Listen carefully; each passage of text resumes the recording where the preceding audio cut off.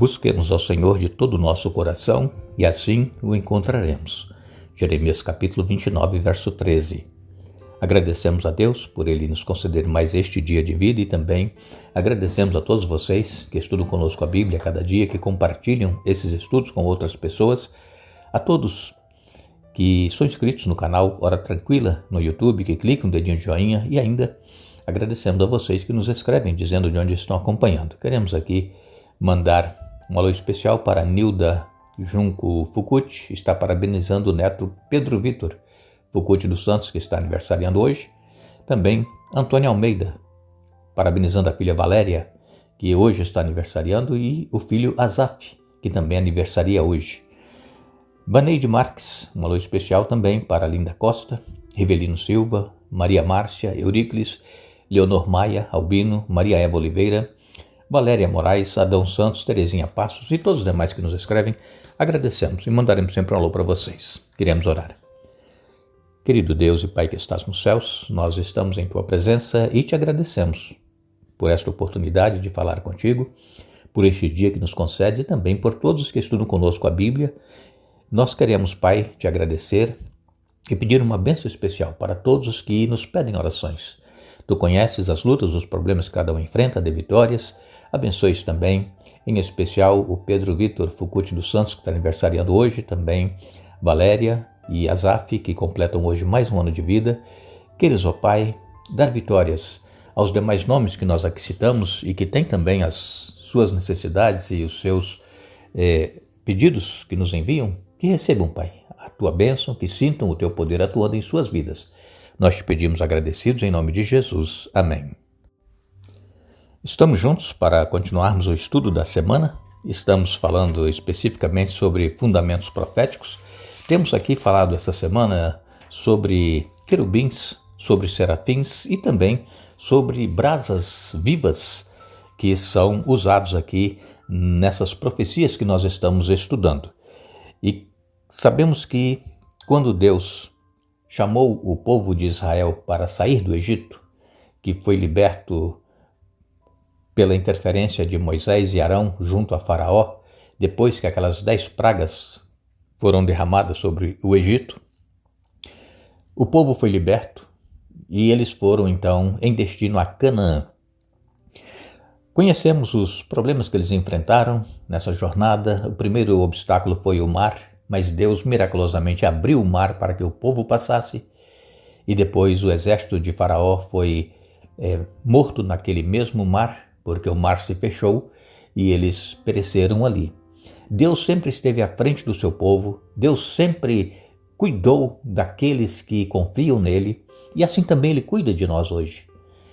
É claro que às vezes nós gostaríamos que acontecessem milagres como aconteceram para o povo de Israel, o mar se abrir, cair pão do céu e água brotar da rocha, mas Deus hoje também continua operando em nosso meio de outra forma. Naquela ocasião era necessário Deus usar aqueles milagres para que o povo cresce nele, porque eles passaram 400 anos escravos lá no Egito. Essa geração que estava saindo do Egito e já não tinham mais um pleno conhecimento de Deus. Eles haviam participado da cultura egípcia e da adoração egípcia, e então Deus precisava se revelar a eles para que eles pudessem confiar nesse Deus e também para que eles pudessem ser testemunha por onde eles passassem. Eles permaneceram no deserto 40 anos porque eles tiveram uma rebeldia contra Deus quando 12 espias foram enviados a Canaã, e eles voltaram dizendo que a terra era fértil, mas tinha um problema, que era habitada por gigantes, filhos de Enaque, que era impossível eles entrarem na terra. 10 espias falaram isso. Josué e Caleb disseram: não, se o Senhor disse, nós vamos entrar, porque Deus estava à frente. E por causa dessa incredulidade do povo de entrar na terra prometida, eles ficaram lá 40 dias espiando a terra. Deus disse assim: olha, cada dia que vocês passaram lá espiando a terra, vocês vão ficar agora cada dia por 1 ano no deserto. Serão 40 anos que vocês vão peregrinar no deserto. E nesse período, então, Deus ele queria estar no meio do povo. E aí Deus disse a Moisés, olha, construa um santuário. E Deus deu todos o detalhe, Deus deu um modelo que foi mostrado a Moisés no monte. Esse modelo que Moisés viu é o modelo do santuário celestial que foi construído semelhante aqui na terra.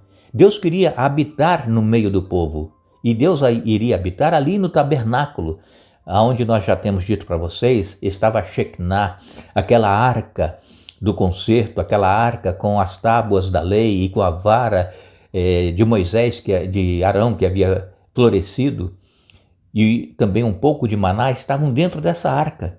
E sobre essa arca havia 2 querubins, como nós temos já estudado aqui, e eles tocavam a ponta da asa, uma tocava a ponta da asa do outro anjo, cobrindo o propiciatório, cobrindo ali a Shekinah, onde Deus se manifestava.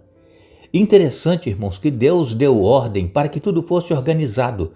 O santuário deveria ficar no meio do acampamento. E como nós sabemos, o povo de Israel eram 12 tribos, cada tribo, descendente de um dos filhos de Jacó. E Deus então deu ordem para que o santuário fosse construído e cada lado desse santuário, que era quadrado, o cercado ali onde ficava o santuário, ficariam 3 tribos de cada lado, totalizando assim 12 tribos. E nós vemos aqui em Números, no livro de Números, no capítulo 2 e no verso 3, diz assim: as divisões da tribo de Judá acamparão na direção do nascer do sol, quer dizer, no leste, ao redor de sua bandeira. Naasson, filho de Aminadab, será seu líder. E então, lemos também em Números capítulo 2 e no verso 10, as divisões da tribo de Ruben acamparão ao lado sul da tenda do encontro, ao redor de sua bandeira. Elisur, filho de Sedeur, será seu líder. Agora, em Números, no capítulo 2 e no verso 18, nos diz assim: as divisões da tribo de Efraim acamparão no lado oeste da tenda do encontro, ao redor de sua bandeira. Elisama, filho de Amiúde, será o seu líder. E agora, Números capítulo 2 e no verso 25, nós lemos: as divisões da tribo de Dan acamparão no lado norte da tenda do encontro, ao redor de sua bandeira. Aiezer, filho de Amizadai, será seu líder. Então Deus deu ordem como é que deveria ser feito a divisão desse acampamento, das tribos, e cada lado do santuário, do tabernáculo, teria 3 tribos ali estabelecidas. E interessante, irmãos, que cada tribo deveria ter uma bandeira. Cada líder desse lado, leste, oeste, norte e sul, teria que ter uma bandeira para identificar. E segundo a tradição judaica, ela nos diz que exatamente o que havia em cada bandeira era o símbolo daqueles querubins que nós vimos ontem no estudo de Ezequiel. Uma bandeira teria ali a figura de um leão, era a tribo de Judá. Então na bandeira tinha a figura de um leão. Na tribo de Ruben, havia ali na bandeira a semelhança de um homem, a cabeça de um homem. E ainda, Efraim, que liderava outro grupo ao lado do santuário, havia na bandeira de Efraim a figura de um boi. E da tribo de Dan, a imagem de uma águia. Vejam, isso é a tradição judaica que diz. Nós não temos isso relatado na Bíblia. Mas vejam que é exatamente cada símbolo que Ezequiel viu na sua visão. Que os 4 querubins, que voavam, eles tinham a cara de boi, a cara de homem, a cara de uma águia e também eles tinham ainda o leão, que é o leão da tribo de Judá. Isso é interessante. Nós não podemos confirmar isso, que realmente eram esses símbolos que haviam na bandeira, mas a tradição judaica diz isso. E é interessante como então as coisas, né, elas vão se cumprindo naquilo que Deus disse através da profecia. E uma outra coisa que nós tiramos aqui da lição, como lição, né, nesse estudo de hoje, é que Deus, ele é um Deus de ordem. Ele não simplesmente diz assim, olha, vocês me farão um santuário e eu vou estar junto com vocês nesse santuário. Não, Deus disse, olha, vocês vão fazer o santuário e vão colocar no meio do acampamento. E de cada lado desse santuário, que são 4 lados, vocês ali então terão 3 tribos de cada lado, totalizando as 12 tribos.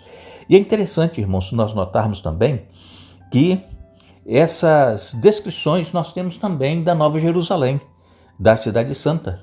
Por exemplo, quando nós lemos em Apocalipse, no capítulo 21, e nos versos 12 e 13, diz assim: o muro da cidade era grande e alto, com 12 portas guardadas por 12 anjos, e nelas estavam escritos os nomes das 12 tribos de Israel. Havia 3 portas de cada lado, leste, norte, sul e oeste. Então vejam a descrição da cidade santa Nova Jerusalém: 12 portas, 3 portas de cada lado, e de cada lado da cidade 3 tribos, como foi exatamente lá no antigo Israel, lá no deserto, quando eles construíram aquele tabernáculo por ordem de Deus. Então Deus, irmãos, ele é um Deus de ordem, e assim como ele estava ensinando o povo de Israel didaticamente o que Deus queria transmitir para eles, este ensinamento do Antigo Testamento sobre o santuário faz com que nós entendamos como será então também a Nova Jerusalém. 12 portas, 3 portas de cada lado, e de cada lado da cidade 3 tribos, como os descendentes do filho de Jacó, das 12 tribos que estavam ao redor do tabernáculo lá no deserto. Nós procuramos então entender que tanto o acampamento de Israel quanto a Nova Jerusalém estão aqui ressaltando um fato crucial. Qual é esse fato? Deus pretende atrair a humanidade para perto do seu trono. E o Apocalipse afirma que o santuário da Cidade Santa é o Senhor, o Deus Todo-Poderoso, o Cordeiro. Maravilha, irmãos. Então Deus, ele quer estar próximo do seu povo, e quando ele ordenou que cada lado do santuário fosse ocupado por 3 tribos, é porque ele queria o povo próximo dele. Assim também, Deus, ele quer que nós estejamos próximos dele, que nós possamos buscá-lo cada dia em nossa vida, sentir a presença dele e saber que o lugar em que nós estamos é Terra Santa, porque nós estamos na presença de Deus. E quando nós estivermos nos céus, na Nova Jerusalém, nós vamos também estar próximo de Deus, porque o trono de Deus estará no centro e nós estaremos ali ao seu redor, louvando-o e adorando-o para todos sempre.